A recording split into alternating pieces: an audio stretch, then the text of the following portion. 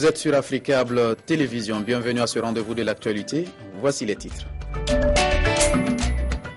La directrice exécutive de ONU Femmes, Michelle Bachelet, est arrivée ce matin à Bamako, au Mali. Cette visite entre dans le cadre d'une mission de suivi des actions entreprises par son organisation en matière d'égalité du genre et d'autonomisation des femmes.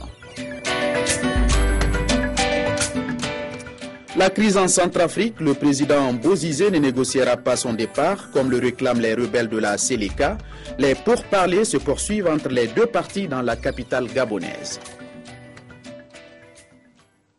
Voilà pour les titres. Bienvenue sur Africable Télévision. C'est par le Mali que nous ouvrons ce journal. La directrice exécutive de ONU Femmes et sous-secrétaire des Nations Unies, Michelle Bachelet, est arrivée ce matin à Bamako, où elle a été accueillie à sa descente d'avion par le ministre malien de la promotion de la femme, de l'enfant et de la famille. Cette visite entre dans le cadre d'une mission de suivi des actions entreprises par son organisation dans le domaine de la réalisation de l'égalité des sexes et de l'autonomisation des femmes. Nous y reviendrons plus en détail avec Aminata Mariko et Cheikh Tidiane Koulibaly. Mali toujours, le ministre burkinabé des Affaires étrangères, Djibril Bassolé, médiateur dans la crise malienne, vient d'arriver à Bamako. Il a été accueilli à sa descente d'avion par le ministre malien des Affaires étrangères et de la coopération internationale, Tiemon Hubert Koulibaly. À présent, la crise en Centrafrique, avec cette mise au point d'abord de François Bozizé, le président centrafricain ne négociera pas son départ, comme le réclament les rebelles de la Seleka. Les deux délégations sont à Libreville, où doivent s'ouvrir des pourparlers entre le gouvernement de Bangui et la rébellion centrafricaine qui contrôle la majeure partie du pays.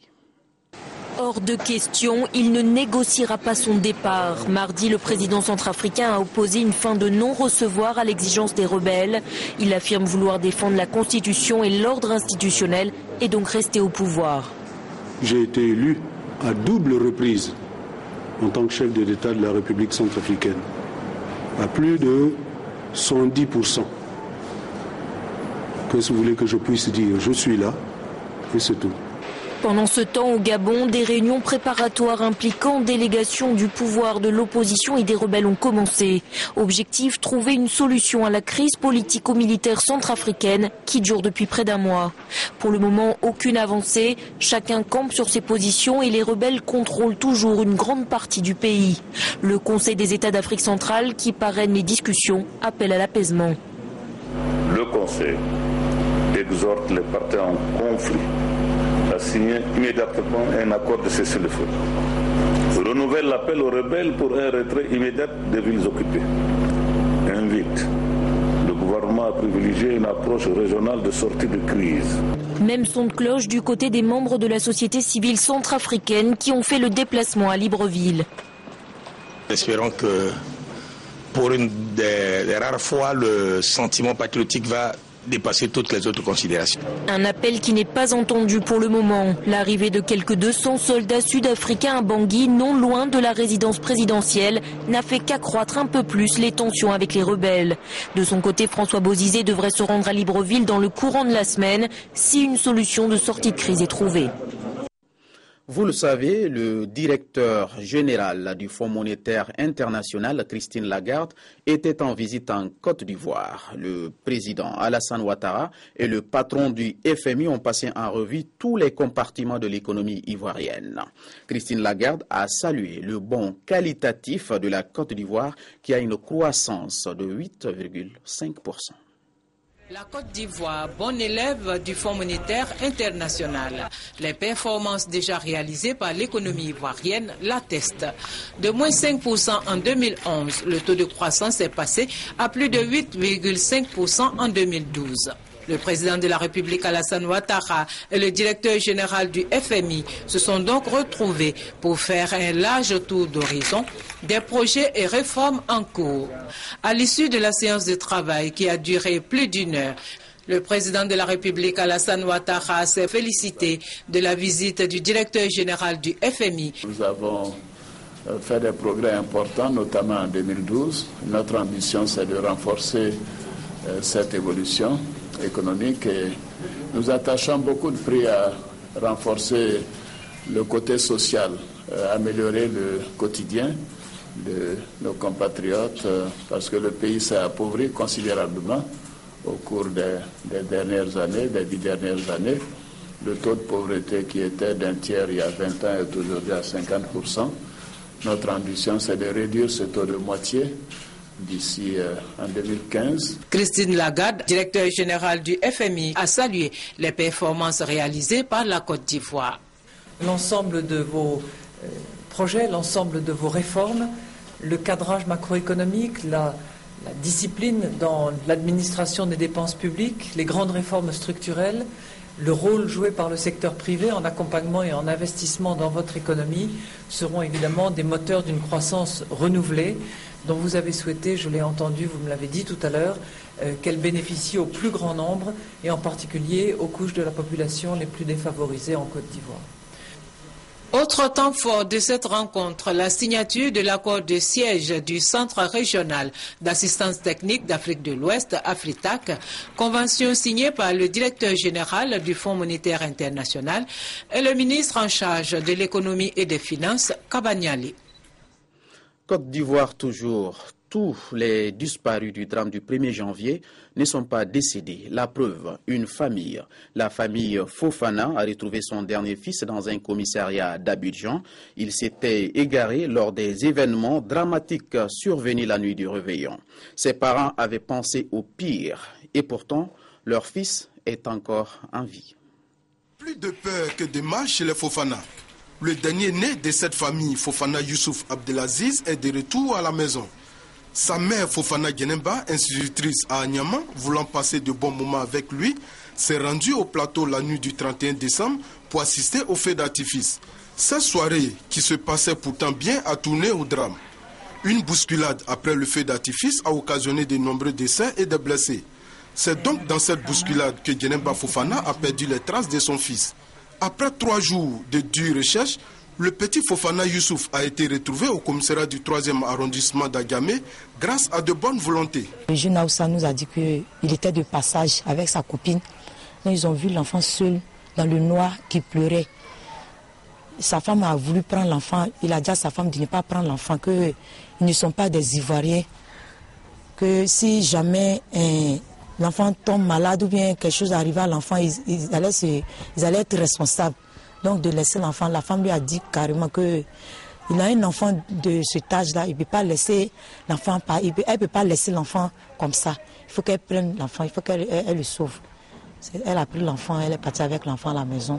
C'est comme ça qu'ils nous ont expliqué. Pour Fofana Morikbe, professeur d'éducation physique et sportive, père du petit Fofana Youssouf, c'est simplement la grâce de Dieu. Pour dire que la scène était abominable, hein. C'est une scène très horrible. On peut dire que ceux qui ont perdu leur enfant, vraiment que le Seigneur les aide pour qu'ils les retrouvent. Les émotions passées, la vie a repris son cours normal pour le couple Fofana avec leurs 3 enfants à Abobo Unicafé. Pour le chef de famille Fofana Morikbe, l'aventure d'un mouvement de masse ne se reproduira plus. Cependant, il souhaite que la sécurité soit renforcée pour les éditions futures de feux d'artifice. Voilà, plus de peur que de mal pour la famille Fofana. Nous souhaitons de même pour les autres familles qui n'ont pas encore eu des nouvelles de leurs proches. Dans l'actualité également, l'ambassadeur du Pakistan convoqué par l'Inde après la mort de 2 soldats indiens dans un échange de tirs près de la frontière. Ça s'est passé dans la région disputée du Cachemire. L'armée indienne affirme que l'un des soldats a été décapité. Le ministre indien des Affaires étrangères parle de décès inacceptables. Pas question, selon lui quand même, que cet incident conduise à une escalade. Dans l'actualité, le passage de la télévision analogique à la télévision numérique, depuis le 1er janvier 2013, il est interdit d'importer des récepteurs de télévision à tube cathodique sur le territoire camerounais. Cette mesure prise par les hautes autorités du pays est en fait un signal fort qui annonce l'avènement du numérique dans la radiodiffusion au Cameroun avant juin 2015.